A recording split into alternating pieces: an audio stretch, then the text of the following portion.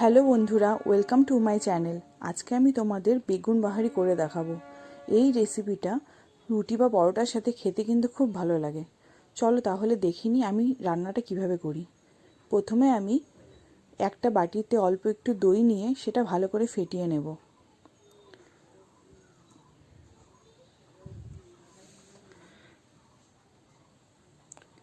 তারপর এতে অল্প একটু হলুদ দেব,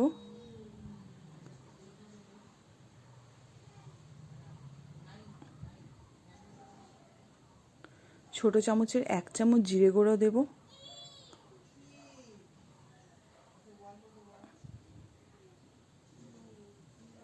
আর 1/2 চামচ আমি দেব ধনে গুঁড়ো। এরপর সবটাকে ভালো করে ফেটিয়ে নেব। এইভাবে করে ভালো করে মিশিয়ে নিতে হবে। এবারে আমি কড়াইতে পরিমাণ মতো তেল দিয়ে নেব। তেলটাকে গরম করতে বসাবো। আর এইদিকে আমি নিয়েছি পেঁয়াজ কুচি, লঙ্কা কুচি, লম্বা করে কাটা টমেটো, আদা রসুন পেস্ট 1 চামচ, আর বেগুনটাকে আমি লম্বা লম্বা করে কেটে হলুদ নুন দিয়ে মাখিয়ে রেখেছি আধা ঘন্টা আগে। এইভাবে আধা ঘন্টা আগে মাখিয়ে রাখলে বেশি কিন্তু তেল টানে না।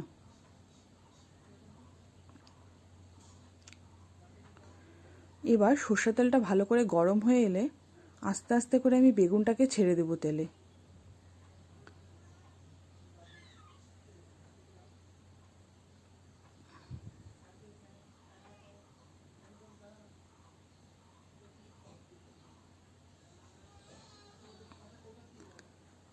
এইভাবে বেগুনটা ছেড়ে দেওয়ার পরে একদম কম আঁচে আমি ভাজবো। তারপর যখন দুপাশটা ভেজে আসবে তখন আমি সেটাকে তুলে রাখবো। আর তেলটা আমি একটু কড়াইতে তারপরে কমিয়ে নিয়েছি, কারণ অতটা তেল লাগবে না। এবার সেই তেলে আমি লঙ্কা কুচি, টমেটো কুচি আর পেঁয়াজ কুচি দিয়ে দিলাম।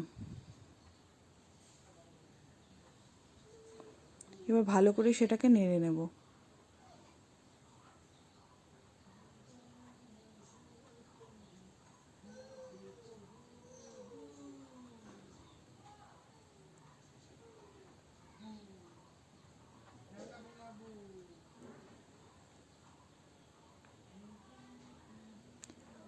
একটু নেড়ে নেওয়ার পরে তাতে আমি অল্প একটু চিনি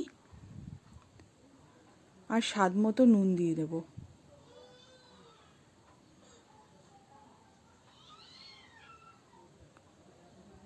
এবার সেটাকে দিয়ে ভালো করে আরেকবার নেড়ে নেব।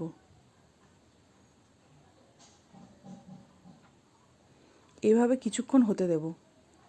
তারপরে যখন মোটামুটি ভাজা হয়ে আসবে, আমি ঢাকা দিয়ে নিলাম ভাজার জন্য। যখন ভাজা হয়ে আসবে তখন আমি সেই আদা রসুন বাটাটা অ্যাড করব।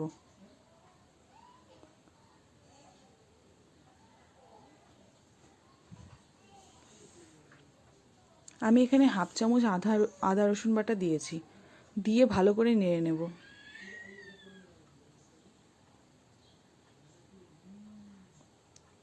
এবার যখন একটু সাইড দিয়ে তেল ছেড়ে আসবে তখন আমি ওই দই গুলানো শুকনো গুঁড়োটা সেটা অ্যাড করব।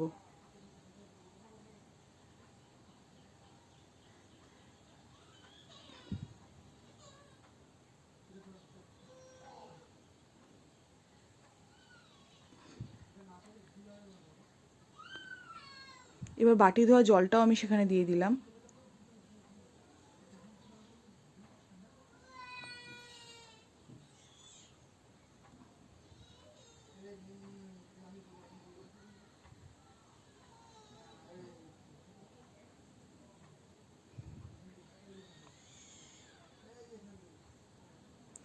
এবারে একটু নেড়ে ভালো করে হতে দেব।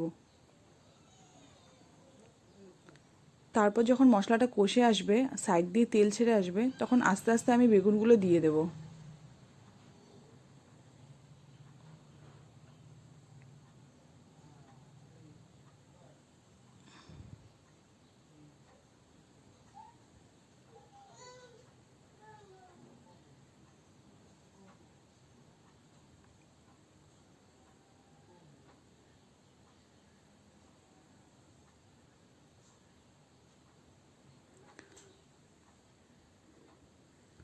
ভেজে রাখা বেগুনগুলো দিয়ে দেওয়ার পরে একটু নেড়েই আমি তাতে একটু জল দিয়ে দেবো, একটু ফোটার জন্য, মশলাগুলো যাতে বেগুনের ভেতরে ঢুকে যায়।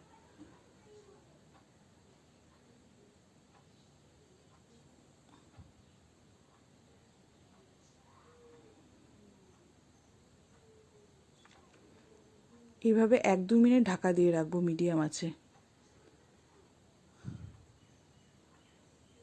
1-2 মিনিট পর ঢাকা তুলে দেখবো মোটামুটি ফুটে এসছে।